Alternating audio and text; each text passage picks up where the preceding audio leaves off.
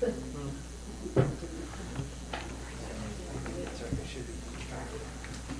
yeah, I remember this. It's been a while. All right. Benny?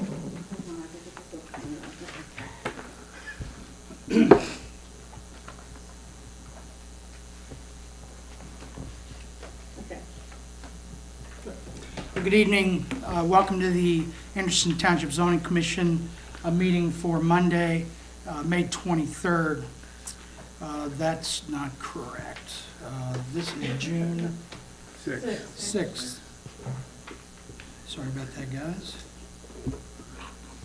I'm reading right off here. We have 3 items on the agenda tonight. The first is approval of the agenda. We have some minutes, as we're backed up a little bit, so we'll take some action on those. And then continuation of case 5-2016. First item, approval of the agenda, so I'll take a motion on that. I'll make the motion with an adjustment to approve the minutes of February 22nd, 2016. Okay. Added. I'll second. Okay. All in favor, aye? Aye. Aye. Opposed? Thank you. On the February 22nd meeting, 3 of us in attendance tonight were there, Mr. Lewis, Mr. Gothard, and I. So I entertain a motion to approve those minutes as presented. Motion to approve as presented. Okay, Mr. Lewis, thank you. Second, I'll second. Mr. Gothard, thank you.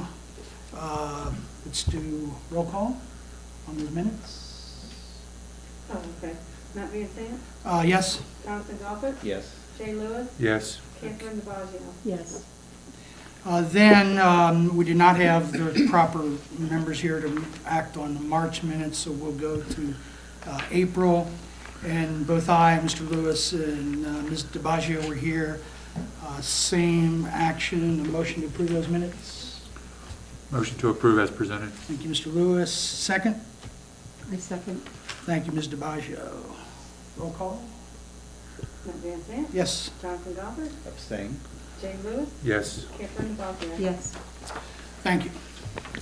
The third item on the agenda tonight is continuation of case 5-2016 PUD. I'm going to back up to last month's meeting, or I should say back in April, and just briefly explain the process again. The PUD applications are processed in a quasi-judicial manner.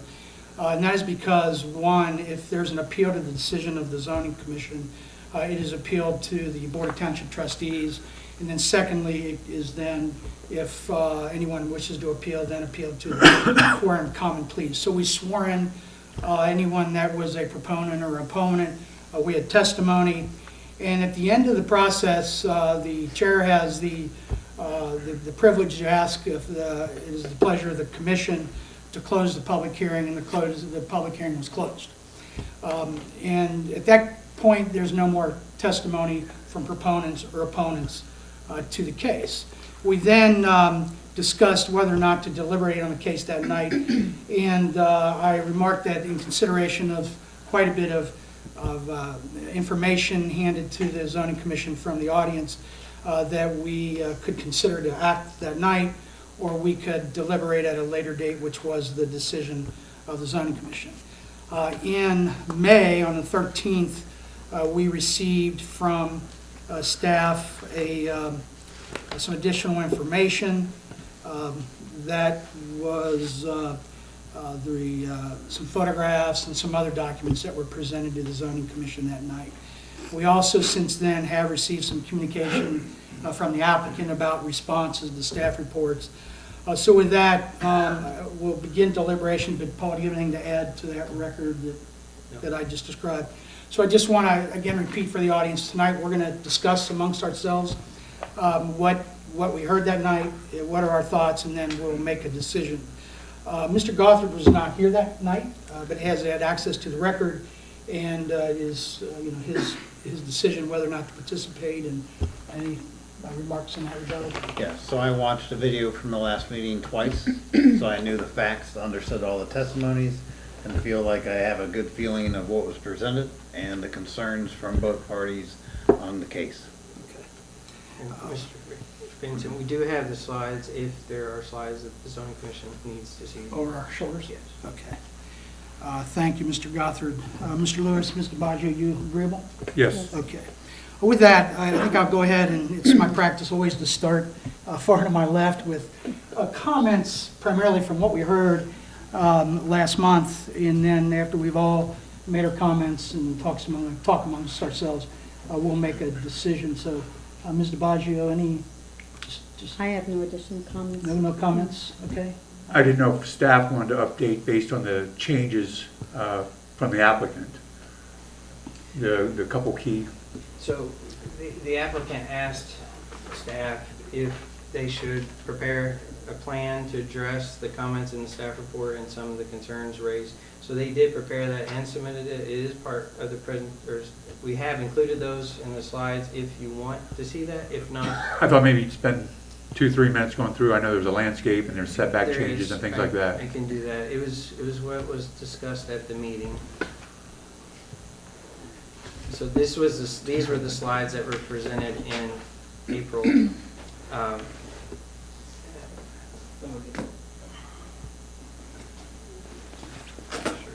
Pointer. Paul, really what I'm looking for is to highlight the changes. That's what I was gonna Great. show you real quick, just from one slide to the next. Okay, so in this slide here, this was the slide that you all saw last month. One of the changes was there was a detention area located over to the far east of the site, which has been relocated, and we'll show that on the next slide. The other item that was Located where, Paul? To where? in this vicinity There, here, okay. to bring that water further from existing homes and properties. The other major change that was discussed and encouraged in the staff report was essentially to flip-flop these lots with these lots so that the lots abutting the existing homes would have the standard setback in the current zoning district. So they would have a setback of 35 feet from that's a rear yard setback, which is what is required in the B zoning district, and that will be reflected in the site plan. And then the other was that these lots here also had the same side yard setback that would be required in the B zoning district. A landscape plan was also submitted. So I'm sorry that it's hard to see in this room, but you can see that these lots have been somewhat flip-flopped, and now these will have a rear yard setback of 35 feet. The detention area was relocated to a lot further. This is further west or from the property line. There is additional on-site parking, or off-site parking, I should say, that is provided for the development. So this would actually not include a home. It would be the detention area and off-street parking. There's off-street parking located here. And again, the side yard setback, a minimum of what is required in the B zoning, would be located along here. A landscape plan was also submitted, which shows screening and buffering along Woodruff. There was a privacy fence proposed along the perimeter of the site in this area, as well as just additional landscaping throughout the development. So I'd be happy to, Okay. there was also a letter, I think, in your packet Right. to explain the changes. Okay. Comments, questions, Mr. Lewis, or deliberation?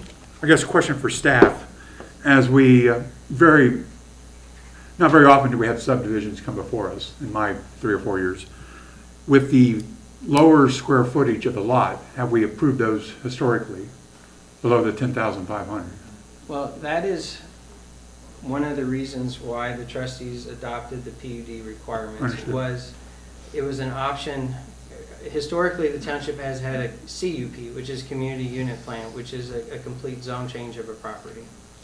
And the adoption of the PUD regulations allow for a little more flexibility without having to go through the multiple meetings of a complete zone change. So in essence, the CUP is primarily the same as a PUD. And again, the idea is to allow for flexibility in lot sizes in lieu of open space on the development. Right. But the density of the entire site does not increase, or is not higher than what would normally be allowed in that zoning district. Okay. So in this situation, the lot sizes are smaller, but there's 30% open space. Do we have any indication from Hamilton County historically what they, because this has to go to them next? Yes, and the county has preliminarily reviewed this, and the applicant has met with the county.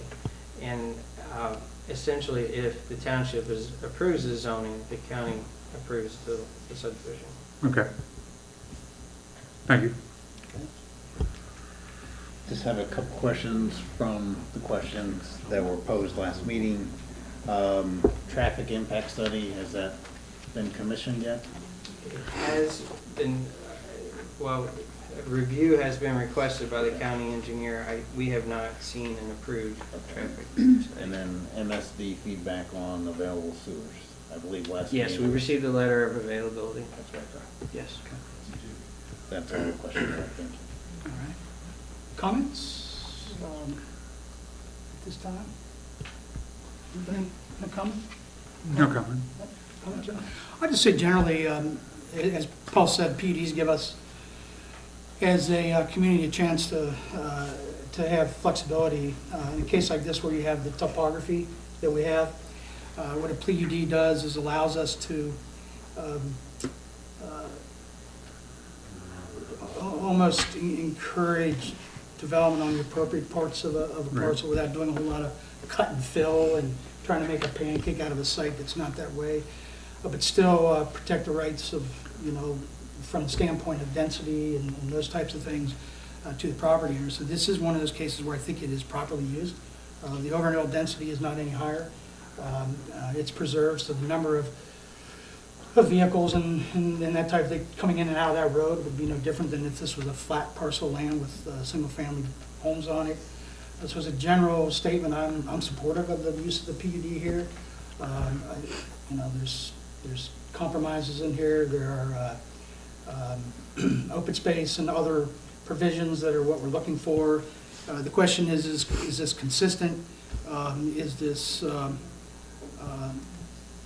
design consistent with the PUD narrative? And I believe it is, so I just want my zoning commission members to know where I stand before we get a motion.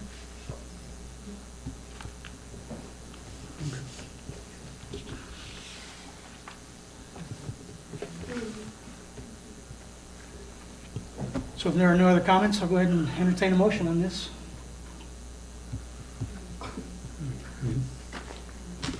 All right, I move that the plan be accepted as presented, ensuring that the lots 5 through 10 have that additional yard setback, and the, consistent with the B zoning district rather than the proposed 15, it must be 35.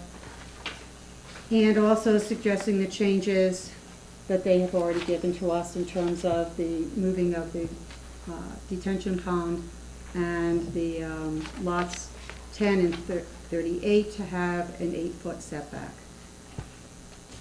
Any questions from staff by that motion? No? Okay, we have a motion to recommend approval. Is there a second? A second. Mr. Lewis, let's have roll call. Benny? Jonathan Goffard, Yes. Jane Lewis, Yes. Catherine DeBoggio, Yes. Matt Van Sant. Yes. So Paul, that concludes the case. Our recommendation will be forwarded to the trustees for their No. notice, or they'll be aware? Yes, they'll be aware. Yes. Okay. Yes. And if any of the property owners have additional questions about process, or the applicant, they can contact you at regular business hours or tonight if needed. Anything else for the zoning commission? Just real quick, most likely we will have a meeting in July. We did not receive any new cases for June, so there won't be a June meeting. There will be a case. Today was the deadline for, Today was the deadline for applications for June, so there will be a meeting in July. That's all I have. Anything from the commission? Anything else? No. Thank you. We're adjourned. Adjourned. 1 o'clock.